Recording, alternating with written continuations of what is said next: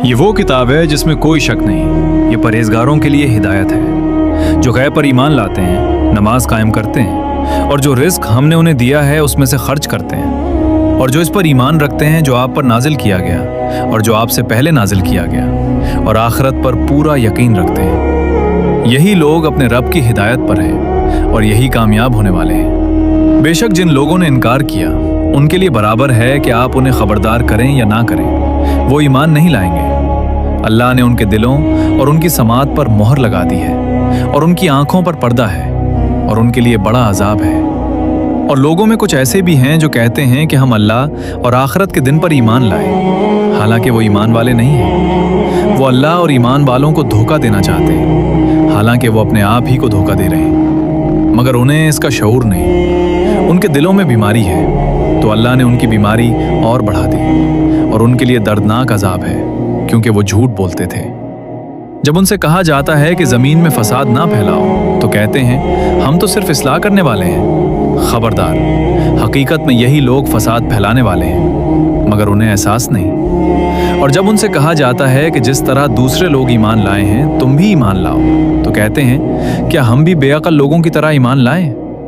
سن لو، بے عقل تو یہی لوگ ہیں مگر وہ جانتے نہیں۔ اور جب ایمان والوں سے ملتے ہیں تو کہتے ہیں ہم ایمان لے آئے، اور جب اپنے شیطان صفت ساتھیوں کے پاس جاتے ہیں تو کہتے ہیں ہم تمہارے ساتھ ہیں، ہم تو صرف مذاق کر رہے تھے۔ اللہ ان کے ساتھ ان کے عمل کے مطابق معاملہ کرتا ہے اور انہیں ان کی سرکشی میں بھٹکنے کے لیے مہلت دیتا ہے۔ یہ وہ لوگ ہیں جنہوں نے ہدایت کے بدلے گمراہی خرید لی، لہٰذا ان کی تجارت نفع مند نہ ہوئی اور نہ ہی وہ ہدایت پانے والے بنے۔ ان کی مثال اس شخص کی سی ہے جس نے آگ جلائی، پھر جب اس سے آس پاس روشن ہوا تو اللہ نے ان کی روشنی چھین لی اور انہیں اندھیروں میں چھوڑ دیا جہاں وہ کچھ نہیں دیکھتے۔ وہ بہرے، گونگے اور اندھے ہیں، اس لیے وہ واپس نہیں آتے۔ یا ان کی مثال اس بارش کی سی ہے جس میں اندھیرے، گرج اور چمک ہو۔ وہ کڑک کی آواز سے موت کے ڈر کے باعث اپنی انگلیاں کانوں میں ڈال لیتے ہیں، حالانکہ اللہ کافروں کو ہر طرف سے گھیرے ہوئے ہے۔ قریب ہے کہ بجلی ان کی بینائی اچک لے۔